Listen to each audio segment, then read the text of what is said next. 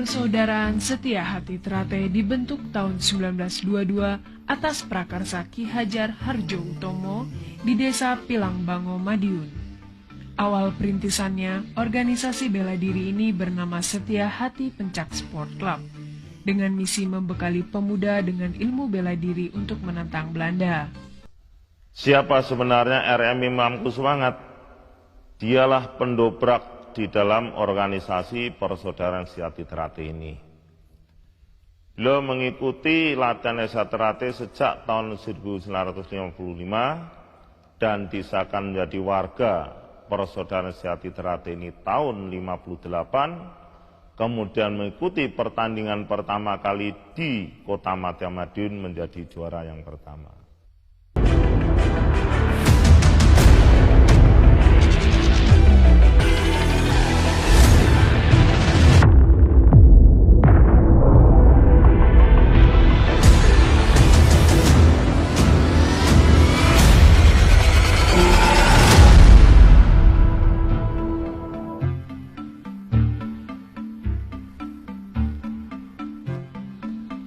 Persaudaraan Setia Hati Trate dibentuk tahun 1922 atas prakarsa Ki Hajar Harjo Utomo di Desa Pilangbango, Madiun. Awal perintisannya, organisasi bela diri ini bernama Setia Hati Pencak Sport Club, dengan misi membekali pemuda dengan ilmu bela diri untuk menentang Belanda, dan sempat berubah menjadi Setia Hati Pemuda Sport Club.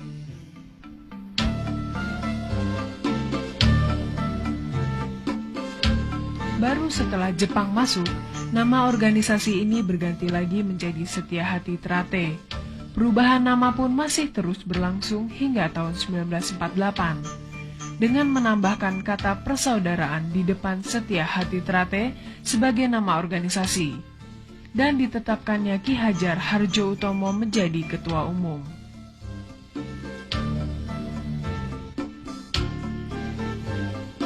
Meski begitu, nama perguruan ini belum muncul ke permukaan, sehingga belum dikenal masyarakat luas.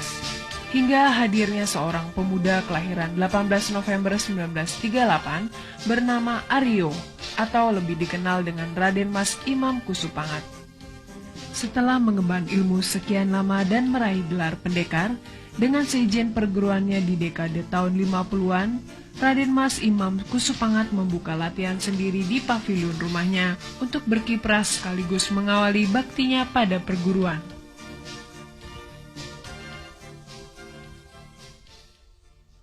Siapa sebenarnya RM Imam Kuswangat? Dialah pendobrak di dalam organisasi Persaudaraan Setia Trate ini. Beliau mengikuti latihan Setia Trate sejak tahun 1955 dan disahkan menjadi warga Persaudaraan Setia Trate ini tahun 1958, kemudian mengikuti pertandingan pertama kali di Kota Madiun menjadi juara yang pertama.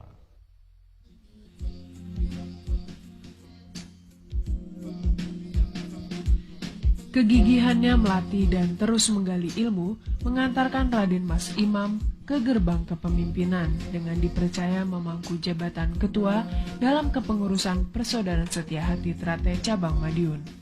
Baru tahun 1970 ia diangkat sebagai ketua umum Setia Hati Trate Pusat Madiun.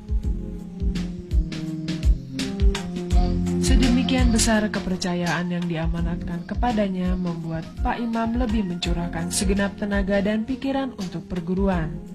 Beliau mulai menentukan kebijaksanaan baru, kemudian melakukan terobosan-terobosan hingga mengalami kemajuan cukup berarti.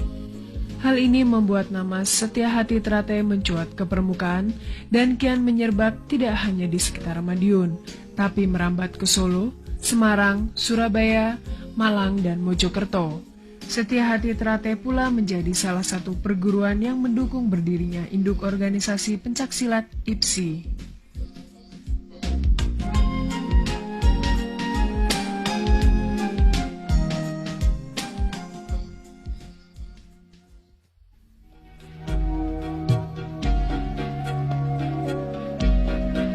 Namun tak seorang pun berhasil menghalau waktu. Tak seorang pun kuasa melepas diri dari batas perjalanannya. Manusia hanya punya hak sebatas berencana. Kepastian dan penentu tetap berada di tangannya. Masih banyak rencana Pak Imam dalam memajukan Setia Hati Trate. Namun tanggal 16 November 1987 beliau mengakhiri perjalanan hidup dan dimakamkan di makam keluarga di Desa Taman Madiun.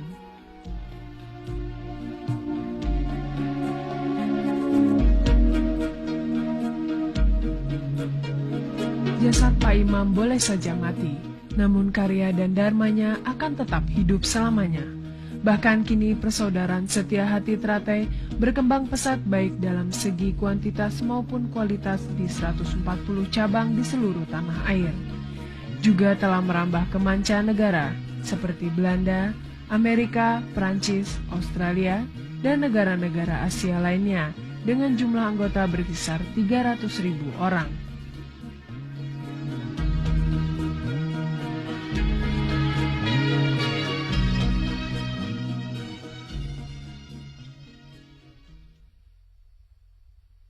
I knew about Setia Hati from a friend of mine. He was already training, so I went look and I knew this is what I want to do.